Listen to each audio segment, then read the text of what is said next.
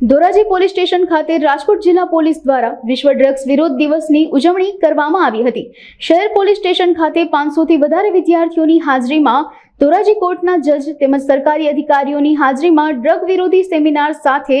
વિશાળ રેલી યોજાઈ હતી। ધોરાજી કોર્ટના જજ સુનિલકુમાર વામનભાઈ વાઘ તેમજ જજ Priyankaben Gamit, DYSP Rohit Dodiya, deputy collector Likhiya, સરકારી વકીલ કાર્તિકેય પારીખ, સરકારી હોસ્પિટલના અધિક્ષક doctor Jayesh Vasetian, police inspector Ravi Godham, અગ્રણી કિશોરભાઈ રાઠોડ, પીએસઆઈ વિક્રમસિંહ જેઠવા વગેરેની આગેવાનીમાં વિશ્વ ડ્રગ્સ વિરોધી સેમિનારમાં વિદ્યાર્થીઓને વ્યસનથી મુક્ત થવા બાબતે માર્ગદર્શન આપ્યું હતું તેમજ શહેરના જુદા જુદા વિસ્તારોમાં ફરીને લોકોને જાગૃત કરાયા હતા। આજનો દિવસ એટલે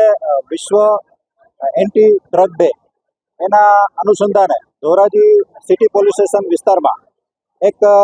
મોટી રેલીનું આયોજન કરવામાં આવેલ છે અને તમામ વિદ્યાર્થીઓ 1500 જેટલા વિદ્યાર્થીઓ આ પેલામાં જોડાયેલા છે અને 14 જેટલી સ્કૂલો એમાં ભાગ સ્વયંભૂ લીધેલો છે અને પોલીસને સહકાર આપેલ છે। પોલીસ તરફથી આપ સૌ મીડિયાના માધ્યમથી એવી પણ એક અપેક્ષા રાખવામાં આવે છે કે આ વિદ્યાર્થીઓ જે પોતે જહેમત ઉઠાવી અને રોડ ઉપર રેલી કરવાના છે તો તેનો સંદેશ ફક્ત એટલો જ છે કે આ એન્ટી ડ્રગ ડે છે એને એક દિવસ પૂરતો નહીં પણ કાયમી માટે ઉજવવામાં આવે અને કોઈ પણ જાતનું વ્યસન એ પોતાના માટે અને સમાજ માટે એકદમ ખરાબ છે એનું એક ઉદાહરણ પૂરું પાડે અને પોતે તમામ નશામાંથી મુક્ત થાય અને નશાને જાકારો આપે એના માટેનો આ એક પ્રયાસ છે પોલીસ વિભાગ તરફથી, જેમાં જ્યુડિશિયરી વિભાગના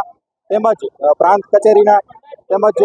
હોસ્પિટલ વિભાગના અધિકારીઓએ પણ પોતાનો સમય કાઢીને અહીંયા અમને સહયોગ કર્યો છે। તે બદલ હું તેમનો પણ આભાર માનું છું અને ખાસ કરીને જે 1500 વિદ્યાર્થીઓ, રેકોર્ડ બ્રેક વિદ્યાર્થીઓ આ રેલીનું આયોજન કરવા જઈ રહ્યા છે તેના માટે હું પોલીસ વિભાગ અને